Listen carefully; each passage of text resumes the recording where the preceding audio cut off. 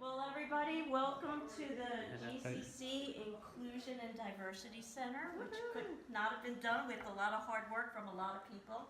A place hopefully where students feel comfortable just spending time and interacting with one another. And thank you, Leo, for all of your support with this. My pleasure. Shall we? Yeah. Okay. I'll do that. I don't know, whatever you You, think. Are you a student here? Yes, this is my first semester at GCC. What classes you take now and what's your major? So I want to go into architecture, and right now I'm taking English and intermediate algebra. How did you hear about the inclusion? Olatunde is my peer mentor, and he's on the panel. So I was, he pushed me. He didn't push me to go. He mentioned it, and I was interested because it is something that's important to me. And I didn't totally know what I was going to get out of it because I'm mixed race. I'm white and I'm Puerto Rican and I'm LGBT. I'm bisexual, but I'm in a heterosexual relationship, so I struggle sometimes to navigate identity and different labels. And I didn't know that I needed this diversity and inclusion in my life specifically. I thought I was coming into the space more to be an ally, but I walked into the room and I think just the range of people around me, just sort of from what I could see visually, and that these people were here to learn about or promote this idea of diversity and inclusion, I felt like this sort of relief, and then I realized I did need this.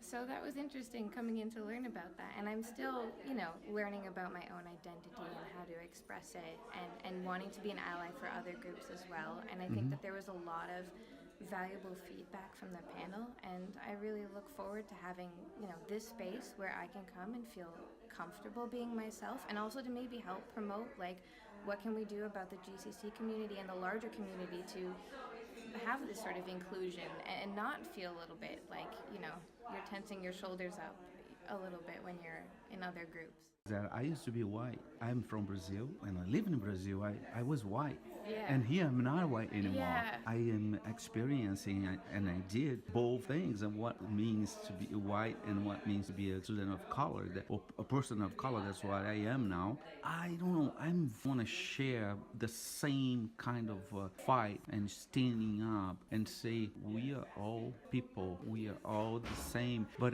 not with just talking. Oh, we are all the same and everything. And then when we close the door, we see all the difference and we see all the discrimination. Now, like what happened today at the inclusion center, I was listening to them talking and say, yes. When you were there, you felt like I want to be part of this. Yeah, and hearing stuff like hearing Olatunde talk about his experience, which are not my own experiences, but thinking, just feeling very strongly like, what can I do? How can I be a part of, a community that makes his experiences better?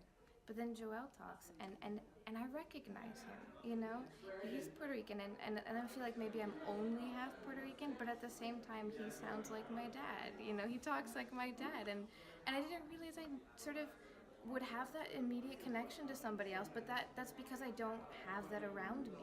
The only Puerto Rican person I interact with is my dad, and I don't learn about my, what's half of my culture, and yeah, and I feel like sometimes I'm more white because of that, and I think that's something that can be done to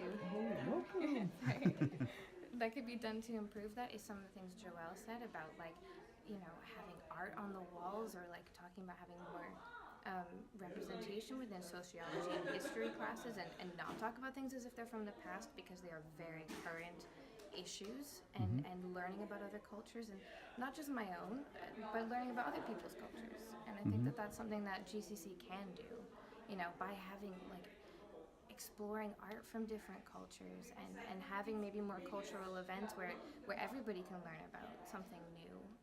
But I think that would just sort of show people that they're there in the community, because it was also said that inclusion feels a little bit like assimilation, and I do think that that's a problem too. For me, it's very easy because I was raised very white, so that's very easy for me, and then it's harder when you see other people having to adjust the way they speak and talk about that, and that's not something you think about.